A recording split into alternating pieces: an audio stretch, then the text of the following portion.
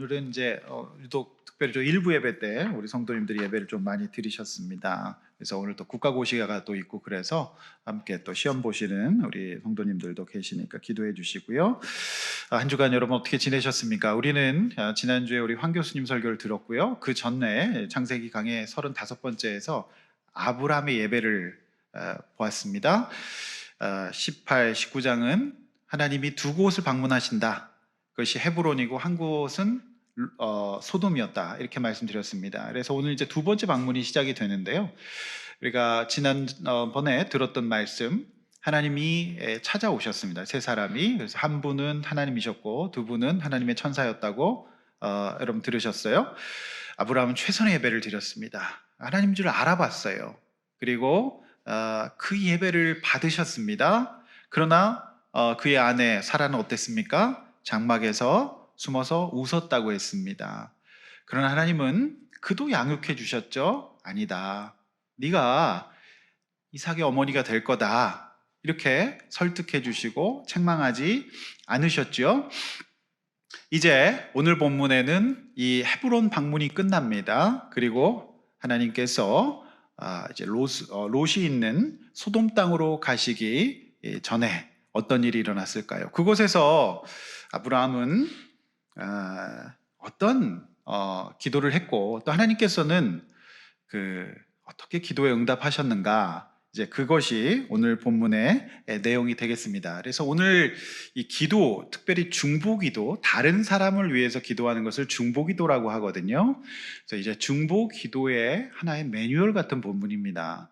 우리가 어떻게 기도할 것인가, 그리고 하나님은 어떤 기도에 응답하시는가에 대해서 배울 수 있는 소중한 그런 본문이 되겠습니다. 기도의 사람 스펄전은 가장 연약한 성도의 기도라고 할지라도 사단은 벌벌 떤다, 이렇게 말했습니다. 그래서 우리가 연약해도 기도하면 사단이 힘을 잃게 될 것입니다. 일생 동안 5만 번의 기도 응답을 받은 조지 뮬러라고 하는 사람이 있습니다. 기도의 용사죠. 그는 기도란 전능하신 하나님의 능력을 잡는 손이다, 이렇게 말을 했습니다. 오늘 하나님께서 우리에게 알려주신 이 본문을 따라서 기도에 대해서 또 배우고 응답받는 방법을 배울 텐데, 하나님 모르는 사람에게 기도라는 것은요, 시간 낭비일 수도 있고 자기 어떤 주문에 불과할 수도 있지만은 우리 믿는 사람들에게는 기도라는 것은 너무 소중한 도구가 되겠습니다.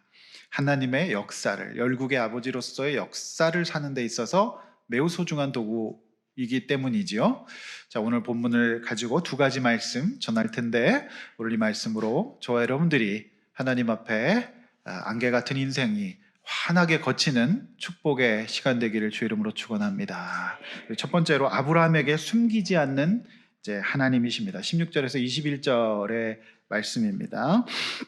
16절 주보에 있는 말씀도 참고하시고 함께 쭉 따라오시면 됩니다.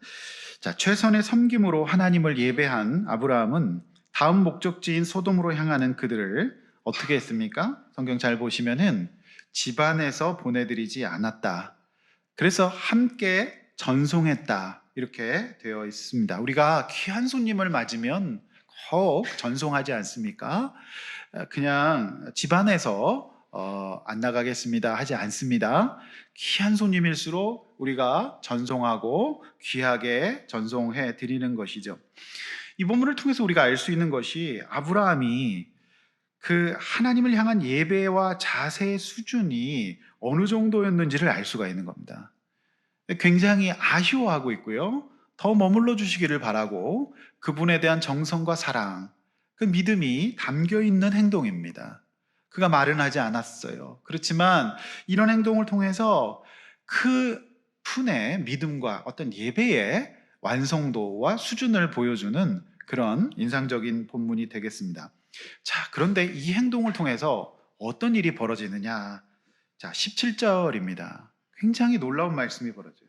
하나님께서 그 전송을 받으십니다. 받으시면서 그냥 가실 수도 있어요. 그런데 하나님께서 놀라운 말씀을 하세요. 내가 하려는 것을, 너의 예배를 받고 내가 숨길 수 없겠다. 왜냐하면 아브라함의 조카 롯과 관련된 문제가 있기 때문이에요. 그걸 숨기시고 그냥 갈 수도 있어요. 소돔에서 어떤 일을 행하실지는 아브라함은 몰라요. 그런데 하나님이 그의 정성스러운 전송, 또 그의 눈빛, 그의 아쉬움, 그리고 지난번에 우리가 들었던 말씀처럼 그의 어떤 정말 극진한 예배를 보고 내가 너한테 숨길 수 없겠구나. 이 비밀을 너한테 숨길 수가 없겠다. 왜냐하면 너와 내가 정말 친구 같은 존재고 너무 귀한 관계이기 때문에 나는 너에게 숨길 수 없겠다. 이런 말씀을 하십니다. 여러분, 이게 얼마나 놀라운 축복입니까? 하나님께서 저와 여러분에게 숨김없이 나눌 수 있고 숨김없이 알려주시는 인생이 된다면 우리 인생에 어두움은 없겠죠. 우리 인생에 비밀은 없을 겁니다. 근데 문제는 우리가 또 주님께 숨긴다는 거거든요. 우리가 주님께 마음을 다 열지 않습니다.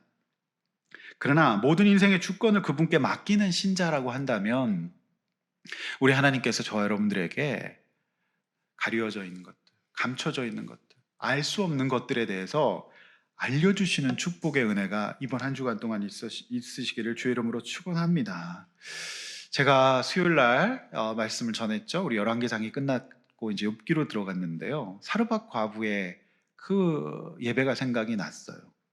그 예배가 아브라함과 되게 닮아 있어요. 우리가 알다시피 엘리야가 와서 이 여인에게 어쩌면 좀 무리한 부탁을 합니다. 마지막 남은 가루를 가지고 이제 자식과 함께 해먹고 이제 죽을 수밖에 없는 상황에 있었거든요. 사실 그녀의 인생을 생각해 보면 정말 가리워진 인생이었어요. 우상을 섬기다가 그의 남편도 먼저 앞세웠어요. 그리고 이제 홀로 남았어요. 외아들 키우고 있는데 이 외아들마저 지금 병약해서 곧 죽게 생겼어요. 답이 없는 인생이었어요. 너무 가난하고 너무 힘든 시절이었어요. 그리고 가뭄이 계속되는 시절이었기 때문에 탁 죽게 생긴 상황이었어요. 감추어진 인생이잖아요. 할 수 없는 너무 어려운 문제 앞에 있었던 사람이잖아요. 근데 엘리야가 나타나서 그걸 갖고 나와 함께 먹자 그래요. 마시자. 그래서 고민을 했지만은 하나님의 말씀이다. 그리고 엘리야도 미안했지만 조금 먼저 먹게 하고 너희들 먹으라는 말을 통해서 그 인간적인 어떤 미안함도 보입니다. 그런데 놀랍게도 그 사르밧 과부가 그 말씀에 순종해요. 예배죠. 하나님 말씀에 순종한 거기 때문에 그랬더니 어떻게 됩니까? 그게 끊이지 않는 겁니다. 그 양식의 통이. 그래서 결국 놀라운 인생을 살게 되죠. 그런데 그 아들이 그만 또 죽고 말죠. 자, 이때 또 다른 어떤 그 어둠이 시작됩니다.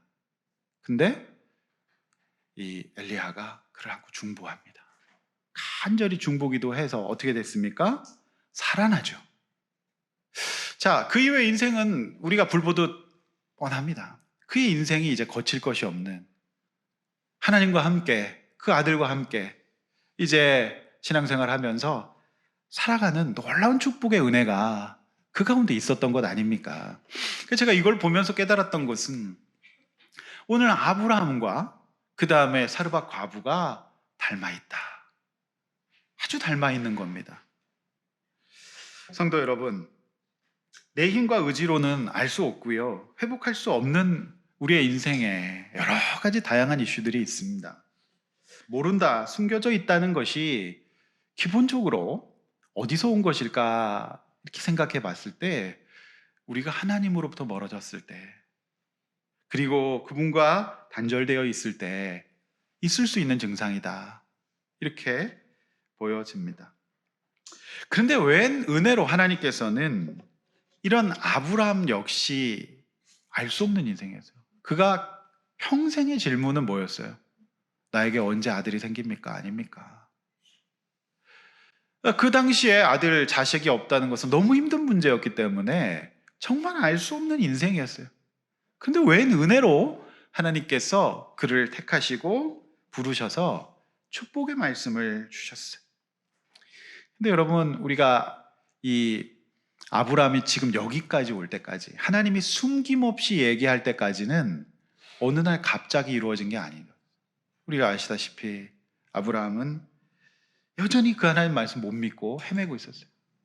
그래서 그가 그의 종 엘리에셀을 아들 삼으소서 이렇게 했고, 하갈을 통해 낳은 이스마엘을 내세우면서 또 헤맸지 않습니까? 그렇게 헤맸어요. 그게 자그마치 몇 년이었다고요? 24년이었어요. 75세 부르심 받아서 99세까지니까요. 100세 아들 낳는데요. 사실상 그가 하나님과 진짜 친밀한, 비밀 없는 사이가 되어서 환한 인생을 살 때까지는 25년이 걸렸던 겁니다. 이게 오늘 본문에서 정말 귀한 또 교훈인데요. 하나님께서 아브라함을 어떻게 하셨습니까? 일단은 포기하지 않으셨어요. 우리가 이제 하나님의 열심이라는 찬양 좀 전에 드렸지만, 하나님은 절대 포기하지 않으십니다. 그가 헤매고 넘어지고 어두움을 찾아갈지라도 하나님은 그를 끝까지 붙드시면서 인내하시고 그를 사로잡아 주시는 은혜가 있는 거지요. 하나님께서 포기하실 만도 한데요, 13년의 암흑기를 보내지 않습니까?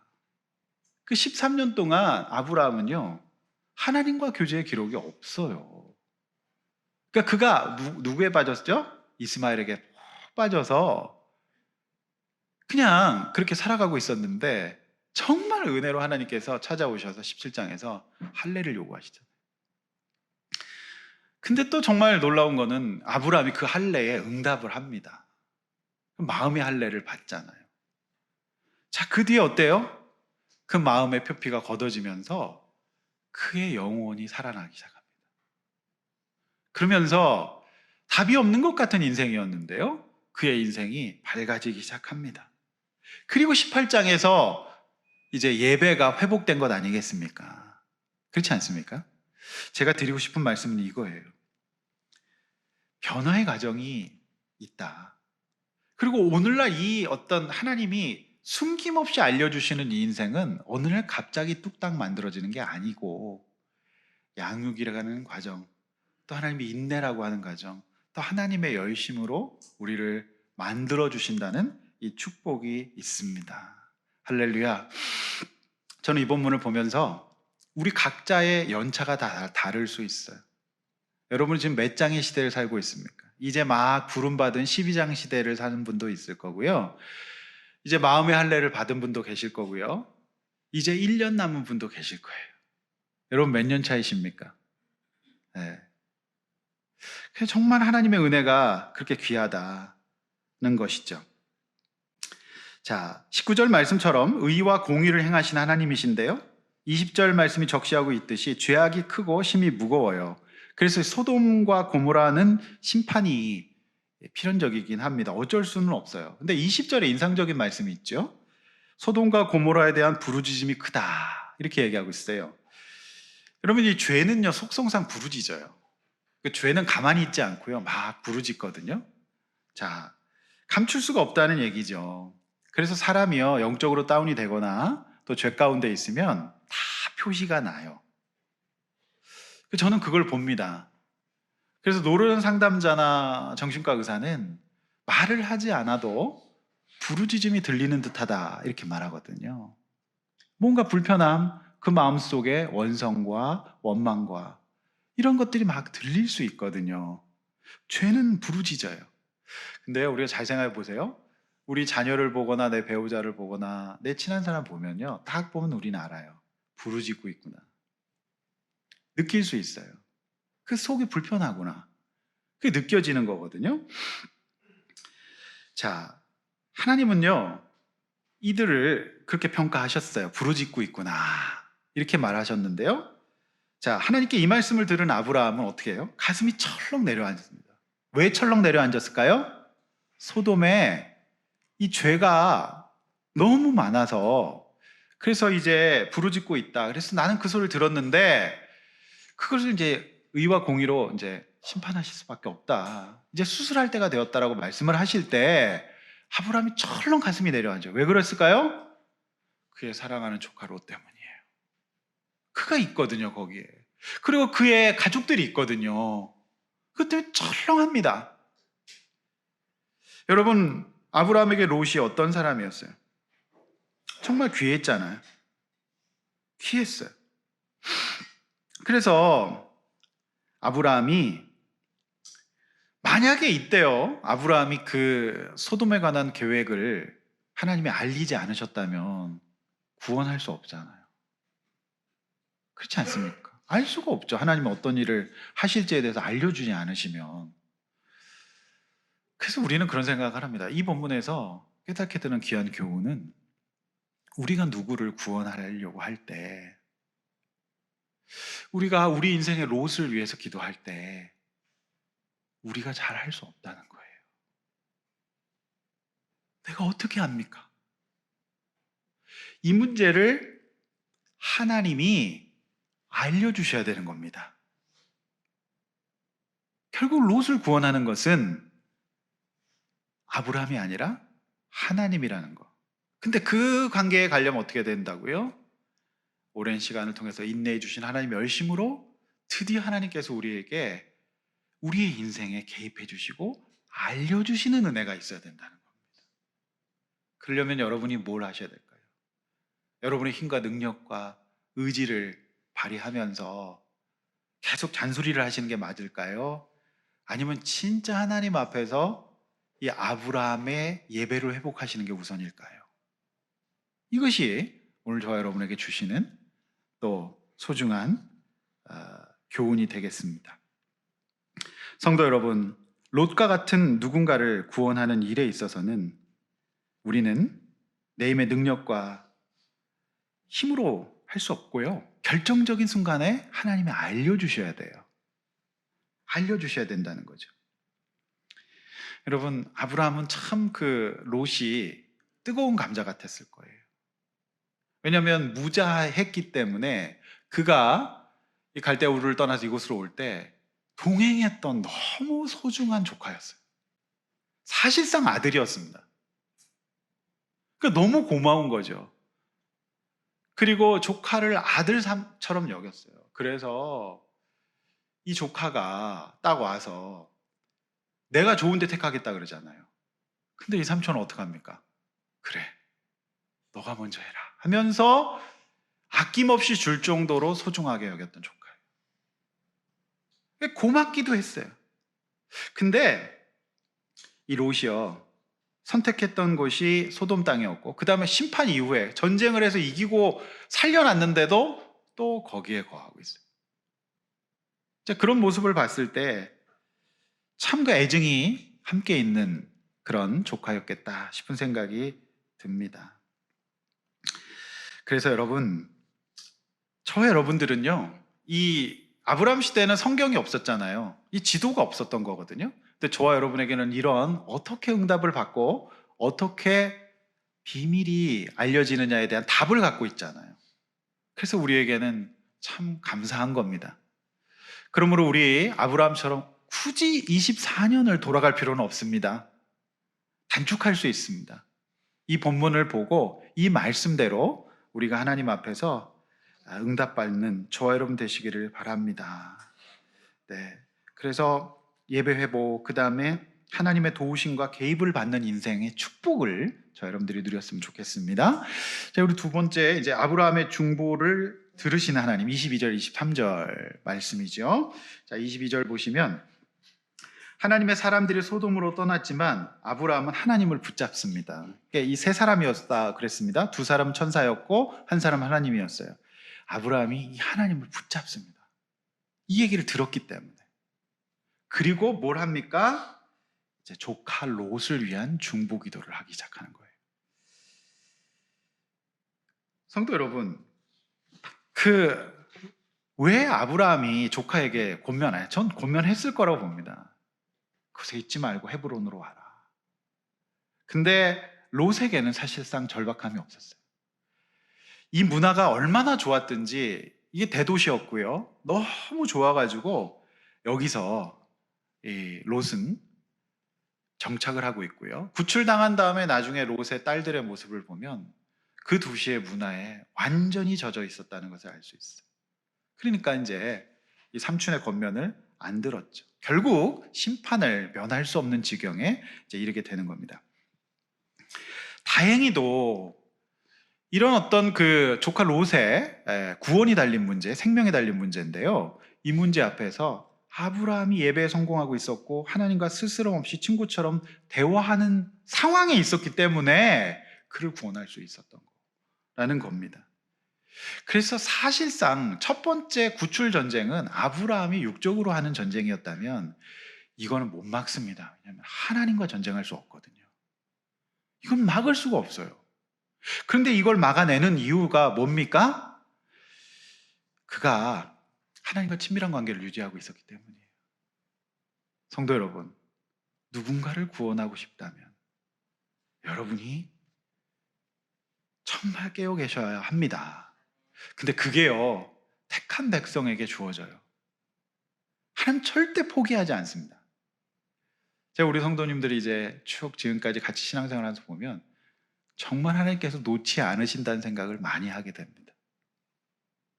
믿습니까? 하나님 절대 여러분 놓지 않습니다. 연차가 다를 뿐이에요. 하나님이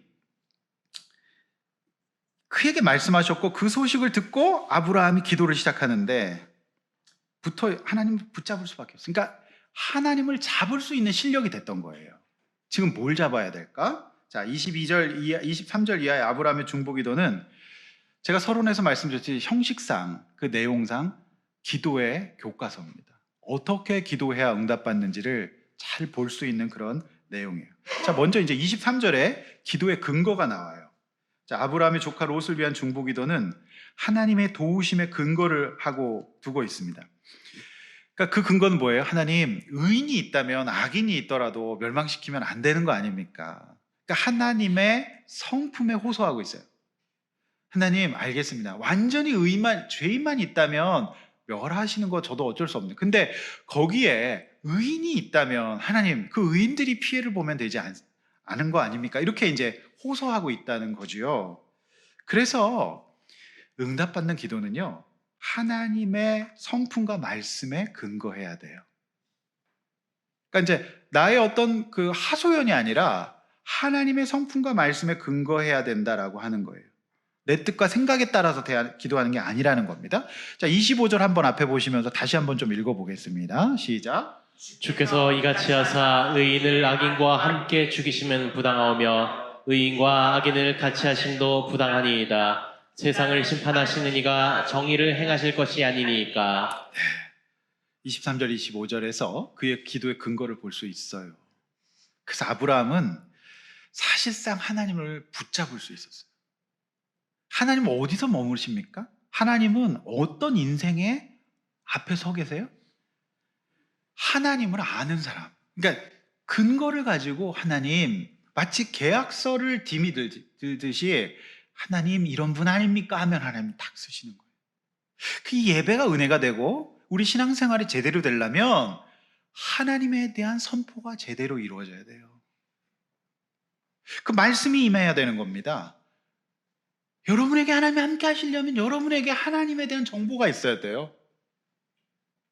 여러분 이제 이번 달부터 욥기가 시작됐습니다. 최상위 수준의 정보가 입력될 겁니다. 이 욥이요, 창세기 시대 사람이에요. 놀랍죠? 근데 믿을 사람이 없었어요. 근데 하나님은 욥을 진짜 믿었어요. 그러니까 믿을 만한 사람이 많지 않던 시대에 믿었던 사람이에요. 욥의 고난은요, 죄 때문이 아니었습니다. 욥은 의로운 사람이었어요. 여러분, 근데 이게 어떻게 생각하셔야 되냐면 우리가 초등학생들한테는요, 쉬운 문제 내죠. 근데 대학원, 석사, 박사 교수들에게는 정말 세상이 감당할 수 없는 어려운 문제를 내요. 그게 맞는 거죠. 왜 그럴까요? 실력을 믿기 때문이에요. 여러분, 우리 하나님은요, 저와 여러분들에게 감당할 수 있는 걸 주실 텐데 저는 이 욥기를 보면서 그런 생각해요. 하나님이 믿을 만한 사람 많이 없다. 하나님 이 시대에 나에게 목회를 맡기시고 상담을 맡기신 것은 조금이라도 믿어주셨기 때문이 아닌가라는 생각을 하게 되면서 오히려 이것을 통해서 내가 하나님 앞에 조금이라도 영광 돌리는 삶을 살 수 있지 않을까라는 생각을 하게 되었습니다. 여러분, 꼭 여러분이 욥이 되실 것 같은 불안감은 안 느끼셔도 됩니다. 정말 흔치 않은, 성경에서 유일하게 완전히 하나님 믿었던 사람이에요. 그러니까 아예 그런 욥 묻을까 봐 걱정하지 마십시오. 괜찮습니다. 괜찮고요. 그러나 그런 관점에서 본다면 우리 인생의 어려움들이 오히려 은혜를 경험할 수 있을 것이다. 그거죠. 네. 자, 24절에서 아브라함 우선 50명을 딱 불러요. 50명. 자, 50명 불렀는데 26절에서 하나님 그거 받아줍니다. 자, 28절에서 5명 깎습니다. 그래서 45명 부릅니다. 근데 조금 있다가 또 29절에서 또 45명 40명 깎고요. 그 다음에 30절에서는 갑자기 10명 깎아요. 그래서 재밌잖아요. 30절에서 30명 됩니다. 그죠? 그렇게 딱 깎아버리고 그 다음에 31절에서는 또 깎아요. 몇 명으로? 네, 20명으로 깎습니다. 그런데 거기서 그치지 않아요. 32절에서는 최종 몇 명까지 깎습니까? 10명까지 깎아요. 제가 볼 때 이거는요, 이 무지막지한 애누리는요, 이게 사실상 하나님이 장사할 생각이 없다는 거예요. 이런 애누리가 어디 있습니까 도대체? 수시로 계속 깎는데. 무슨 말이냐면은 저는 이 본문을 보면서 하나님은 심판하실 생각이 없다는 거예요. 심판이 목적이 아니라는 거예요. 아브라함이 기도했던 근거는 딱 맞았어요. 의인이 있으면은 심판할 수 없어요. 근데 결과는 어땠어요? 소돔과 고모라에는 없었어요. 없었다고요. 롯의 가족들 역시 엉망이었어요. 없었어요. 여러분, 진짜 왜 그럼 10명이 마지노선일까요? 이 생각 우리 해봐야 되잖아요. 이 마지노선은 이제 이 유럽 전쟁에서 이제 막으려고 세워놨던 선이거든요. 왜 10명이었을까요? 두 가지 해석이 있어요. 첫 번째는 구약 시대의 그 증인의 최소 숫자는 2명이에요. 그래서 이 소돔 고모라 지역이 이제 5성읍이 있답니다. 그 성읍에, 요 성 외에도 근방에. 그래서 각 성당 2명씩 해가지고 10명이다. 그러니까 최소 숫자로 본 거죠. 요 해석이 있어요.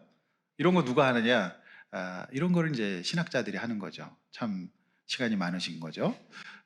또 하나 해석은 뭐냐면 일단은 롯은 됐고 다른 성은 됐고 내 조카 롯과 그의 가족들과 그의 며느리, 그의 사위, 그죠? 그 다음에 이제 사돈댁 이렇게 해서 최소 가족이 10명 되지 않겠느냐라고는 해석이에요. 근데 제가 이제 말씀 준비하면서 주중에 이제 다른 많은 해석자들의 설교와 이제 책들을 참고하는데 오카는 목사님이 두 번째 해석을 말씀하시더라고요. 가족들 10명은 될 거라고 봤다. 돌아가신 목사님 오랜만에 말씀 들으니까 그래도 또 은혜가 좀 되는 게 있더라고요. 여러분 어떻게 생각하십니까? 그래서 10명이 당시의 상황과 관련이 되어 있다라고 이해하실 수 있습니다. 결과는 없었어요. 제가 이거 보면서 이 큰 대도시에 한 명이 없었다고 한다면 우리 교회는 몇 명이어야 될까? 0.5명만 있어도 되겠다 싶은 생각이 했어요. 0.5명도 사실은 비율을 치면 많이 잡은 거예요. 그러니까 1000명 교회에 한 명도 많은 거예요. 이 숫자로 치면은. 서울로 볼 수 있거든요. 수도권으로. 그러니 여러분, 저와 여러분이 0.01명이라도 된다면 하나님께서 멸망시키지 않습니다. 우리가 5년 차를 맞이하면서 많은 교회들이 문 닫았는데 우리 교회가 지금까지 올 수 있었던 것은 그런 0.01명이라도 계셔서가 아닐까 싶은 생각이 듭니다. 무엇보다도 제가 0.01명이 돼야 되겠다는 생각을 많이 했어요. 성도 여러분, 하나님께서 결과는 딱 롯을 구원하세요. 응답의 결과는. 그래서 제가 설교 제목을 바꿨거든요. 응답받는 기도의 비밀이라는 설교 제목이었는데 그냥 중보기도로 바꿨어요. 사실 절반의 성공이었기 때문에 그래요. 반은 성공했고 반은 실패했는데 소돔과 고모라의 심판은 내려진 겁니다. 근데 딱 사실상 뒤에 보면 그 두 딸이 있거든요. 근데 사실상 롯 한 명이에요. 그러니까 사실 절반의 성공이라고 볼 수가 있는 것이죠. 자, 27절에는 또 중요한 게 이게 왜 그러면 하나님이 아브라함의 기도, 롯을 향한 아브라함의 기도 응답하실 수밖에 없었느냐를 알 수 있는데요. 27절에는 티끌 같은 나라도 감히 죽게 공하나이다 라면서 하나님 앞에 굉장히 겸비함을 유지하고 있어요. 근데 이 정도 친해지면 좀 까불 수도 있는데 안 까부는 겁니다. 그래서 하나님께 기도하는데 해내라가 아니에요. 해내라 이거 아니거든요. 굉장히 내가 티끌 같은 사람이다라는 겸비함을 유지하고 있어요. 또 30절 31절에는 뭐예요? 하나님 노하지 마십시오. 그게 뭐예요? 내가 하나님을 노하게 했던 사람이라는 거 인정하는 거잖아요. 하나님 노하지 마십시오. 제가 자꾸 말 바꿔서 죄송합니다. 노하지 마시고 감히 주께 고하나이다. 감히. 그리고 31절에는 이번 한 번만 더 말씀드릴게요. 이 한 번만. 그러니까 이걸 통해서 우리가 알 수 있는 건 뭡니까? 그의 중보기도는 온갖 겸손과 두려움으로 차 있어요. 하나님께서 저와 여러분의 중보기도를 들으실 수밖에 없는 자세와 입장이 여기 있는 겁니다. 해내라는 게 아니잖아요. 제가 신학교 다닐 때요, 기숙사 뒤에 기도굴이 있어요. 거기서 많은 신학생들이 밤마다 기도를 해요. 그런데 그 기도 소리를 자동적으로 기숙사에서 들을 수밖에 없거든요. 방음이 안 되니까요.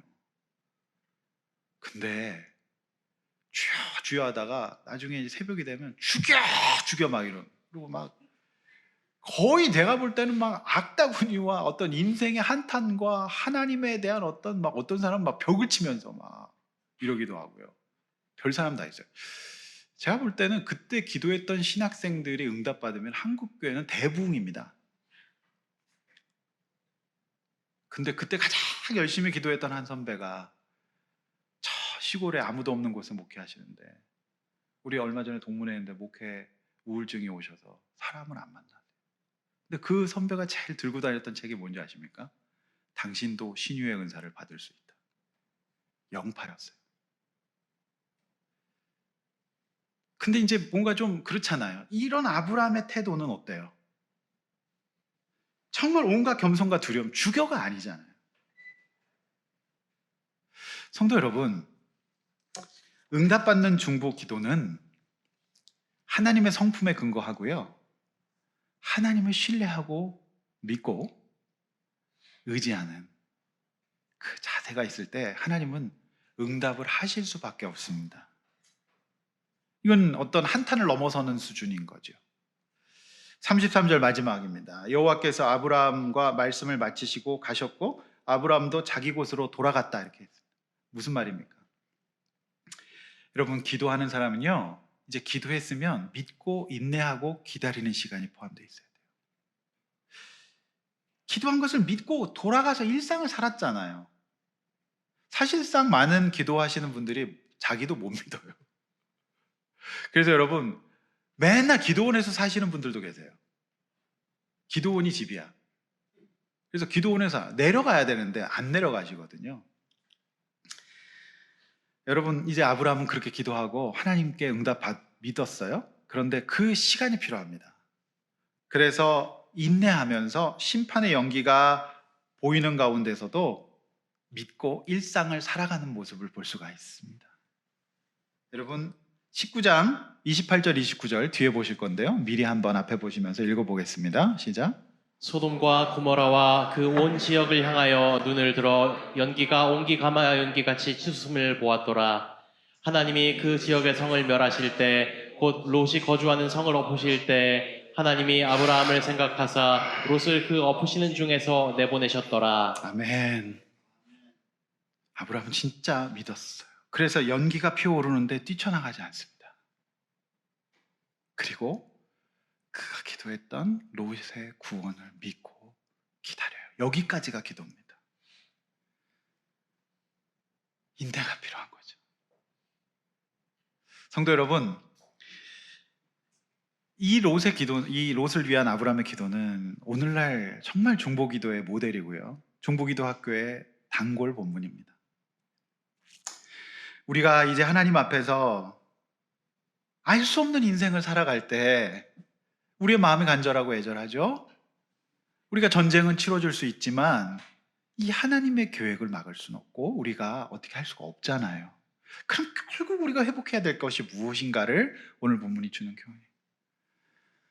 성도 여러분, 하나님과 친밀합시다. 이 회복이 저와 여러분들에게 일어날 수 있기를 간절히 바랍니다. 아멘.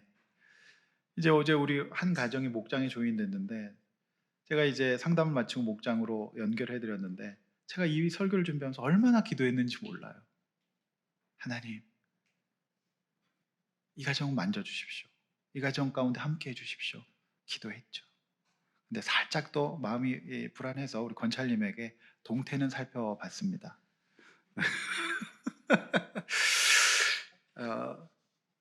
기다리는 거죠. 그러나 하나님이 택하신 은혜가, 예정의 은혜가, 구원의 은혜가 있기 때문에 여기까지 왔다고 저는 믿습니다. 그래서 목회는 어쩌면 여러분들 위해서 기도하고 기다리는 것 같아요. 저만 잘 기다리면 됩니다. 여러분 걱정하지 마십시오. 저의 열심으로 하는 것이 아니라 하나님의 열심이 여러분이 기도하는 대상 가운데 함께 할 겁니다. 여러분의 자녀를 책임지시고 붙들어 주실 겁니다. 여러분이 이제 할 거 다 해보셨잖아요. 그런다고 되지 않아요. 여러분이 하나님께 마중 나가십시오. 그러면 주님께서 24년이었지만 아브라함은, 그러니까 그렇게 봤을 때는 제가 볼 때는 우리 교회는 5년밖에 안 되기 때문에 아브라함보다 훨씬 좋으세요. 여러분 아멘 안 하십니까? 여러분 괜찮아요. 지금 각자 연차가 다 다르단 말이에요. 우상숭배의 때가 있고요. 일단 떠나기는 했지만 못 믿는 때가 있고요. 또 믿었는데 암흑기가 있어요. 그리고 마음의 할례를 받고 회복되는 기가 있는데 제가 볼 때는 우리 교회는 놀랍게 연차가 다양하게 다 존재합니다. 네. 이제 제가 봤을 때는 1년 남은 분도 계세요.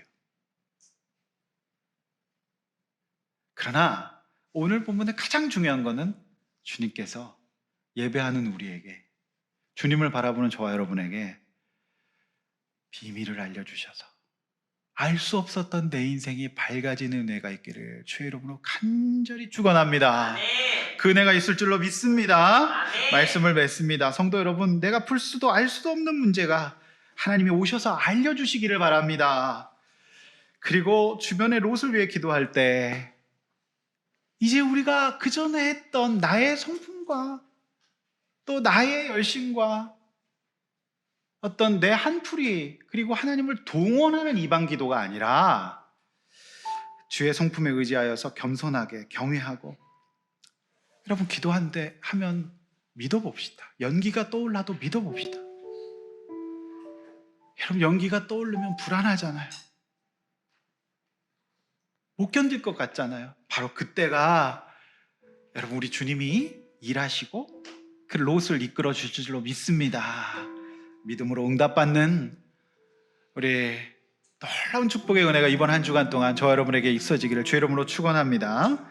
우리 나눔 제목 무엇이 내 안에서 부르짖습니까? 요즘에 자 풀리지 않고 아무리 생각해봐도 답이 없는 인생의 이슈를 풀어내려면 뭘 회복해야 될까? 이것을 회복할 수 있길 원하고 우리가 중보해야 될 롯이 있다면 응답받은 아브라함처럼 하나님을 알고 그분 앞에 겸손히 있고 기도한 뒤에 연기가 떠올라도 내가 믿음으로 바라볼 수 있는 그 축복의 인생, 인내의 인생 살 수 있기를 주의 이름으로 축원합니다. 우리 찬양하고 기도하겠습니다. 나의 백성이 찬양입니다. 나의 백성이 다 겸비하여 내게 기도하면 나의 얼굴을 구하여서 그 악한 길 떠나면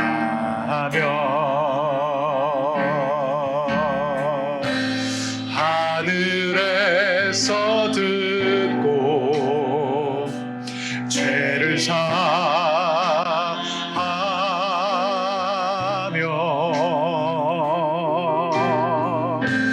그들의 땅을 고치리라.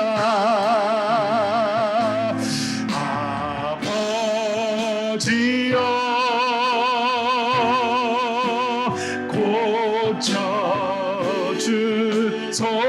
고쳐주소서. 이 나라 주의 것 되게 하소서.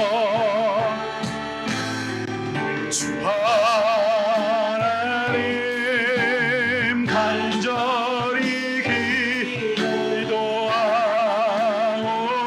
상한 우리 마음을, 우리 인생을 고쳐주소서. 상한 일단 새롭게 아버지여 고쳐주소서. 기도하는 마음으로 간절히 찬양으로 기도합시다. 아버지여, 주여, 아멘. 고쳐주소서. 우리 성도들을 만져주시고 만나주시고 풀어주시옵소서. 아멘. 이 나라 주의 것 되게 하소서. 주 하나님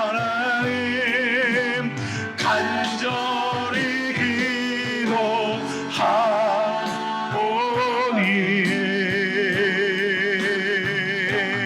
상한 내 딸 새롭게 하소서. 오늘 이 시간에 들은 말씀 붙들고 서로 중보합시다.